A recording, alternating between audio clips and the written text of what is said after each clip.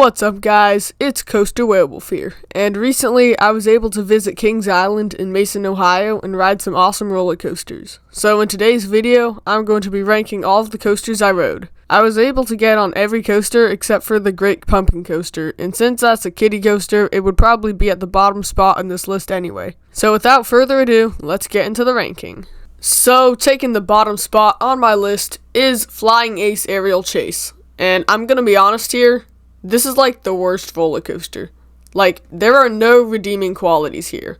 It's really boring because it's a kiddie coaster, and it's also very painful. It's one of Vekoma's old suspended family coaster models, and there are a couple other of these, but these rides are just awful. Like, take a Vekoma SLC, take out all the thrill and excitement, but keep all the pain, and this is what you get. It wasn't even just banging my head side to side, I was also banging my head forward and backward onto the headrest. Like, how does that even happen? Just trust me, ride this for the credit, and then never ride it again. So, taking the number 12 spot, we have Woodstock Express, the park's family wooden coaster. Now, this is another kiddie ride basically, but at least it's not painful. Like, it doesn't really do anything, but it's pretty fun, and it's not rough at all. So, it's a pretty good family coaster that I think everyone can enjoy. Taking the number 11 spot on my list, I have Adventure Express. Now, this is a pretty fun, but also janky coaster. Like, it has a really weird, anticlimactic lift-hill finale, but the rest of the ride is fun and has some nice theming. There are some jarring transitions, but it's overall a pretty smooth ride. Not too exciting, but again, another fun family coaster.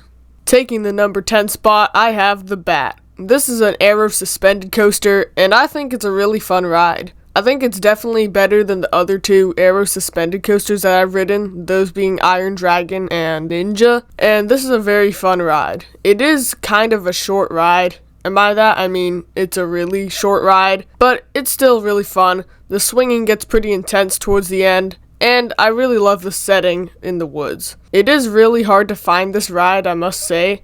The entrance is pretty far off from, like, everything in the park, but it's a really fun ride that's worth riding. At number 9, I have Invertigo. This is a Vekoma inverted boomerang, and this is also a pretty fun ride. It's always fun going backwards, and the inversions are pretty intense. It's not the most smooth ride. There are a few headbanging moments, especially during the Cobra roll, but it is definitely bearable, and if you keep your head forward, you can brace for it pretty well. It's not anything spectacular, but it is a really fun ride. At number 8 is the Racer. This is a classic wooden coaster with that fun vintage feel.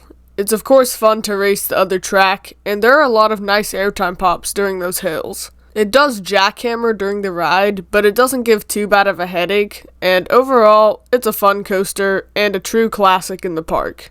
Next, at number 7, is a coaster that I feel like gets way less attention than it deserves, and that ride is Backlot Stunt Coaster.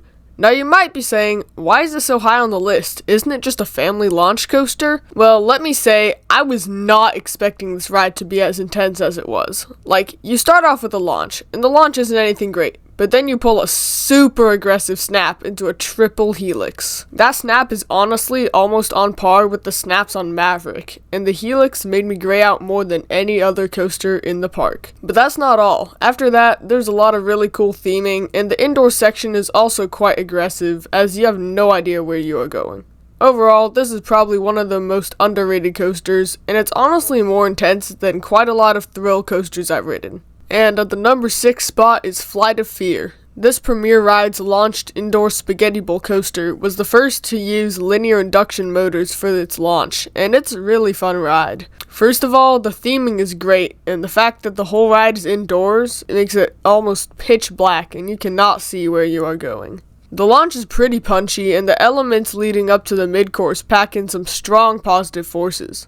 Unfortunately, that mid-course kills all the speed you just had, making the second half of the ride almost pointless. I wish they would just turn off the mid-course, as exact clones of this ride, like Joker's Jinx, don't have a mid-course at all, meaning Flight of Fear can clearly operate fine without it. But aside from a kind of jerky ride experience and the forceless second half, this first half still packs a big punch that leads it to this spot on the list. Now, before I get on to the number 5 spot, I just want you guys to prepare yourselves for a very hot take. And I guess it's good that YouTube doesn't show dislikes anymore, because at number 5, I have Diamondback. Now, I had high expectations for this coaster. People were saying that it's an amazing out-of-seat experience with strong floater airtime on every hill. And after riding it, I can confidently say that this is probably the most overrated coaster I have ever ridden. Being completely honest, the airtime on this ride that people always rave about is not that good. Like, the first 2 hills are just mediocre. The hills after the mid-course give basically no air, and the only hill I got good airtime on is the hill with a trim on it.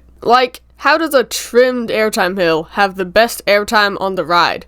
And besides that, there aren't very many other forces on the ride. The valleys didn't give as much positives as I hoped, and the helix at the end is just really slow. Now, I don't hate Diamondback. I think it's a fun ride with a couple good airtime moments, but I just can't see how people can rank it as high as they do, especially when they rank it as the best B&M in the park. Next, at number 4, is the Beast, the legendary ride that claims the record as the longest wooden roller coaster in the world.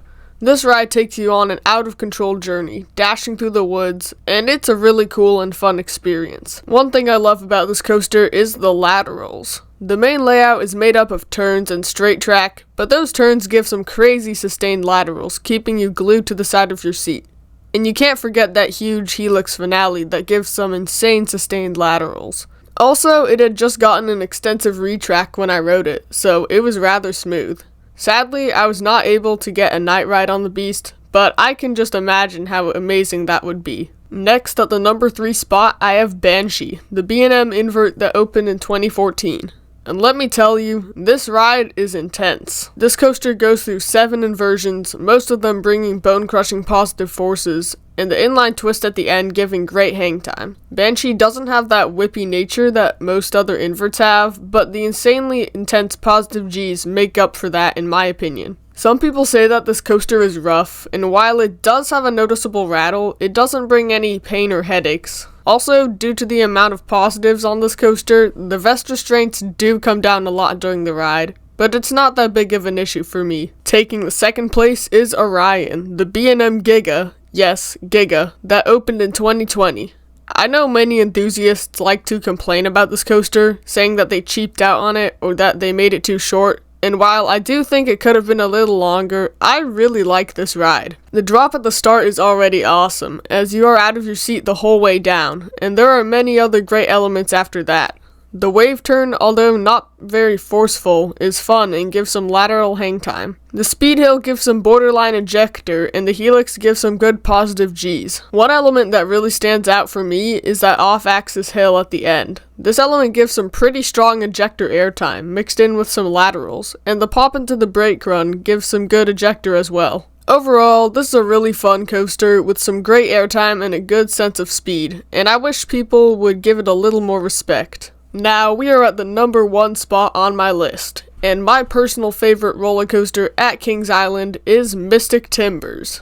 This GCI Woody opened in 2017, and this coaster is just out of control. You start with a classic GCI twisting drop that gives some lateral snap in the back row, and then you rise up into a big hill. These first couple elements aren't anything outstanding, but once you drop off that hill, this ride becomes relentless. You go into a series of fast-paced hills and twists that give a lot of amazing rapid-fire pops of ejector while also giving some crazy laterals. And then, after all that insanity, you enter the shed. Don't go in the shed. The only complaint I do have about this coaster is that it's not very long, but I can look past that since all the elements this ride does offer are outstanding. Oh yeah, and did I mention the shed? So that'll do it for today's video. Hope you guys enjoyed it. Make sure to go down and subscribe to the channel and turn on notifications so you don't miss any future uploads.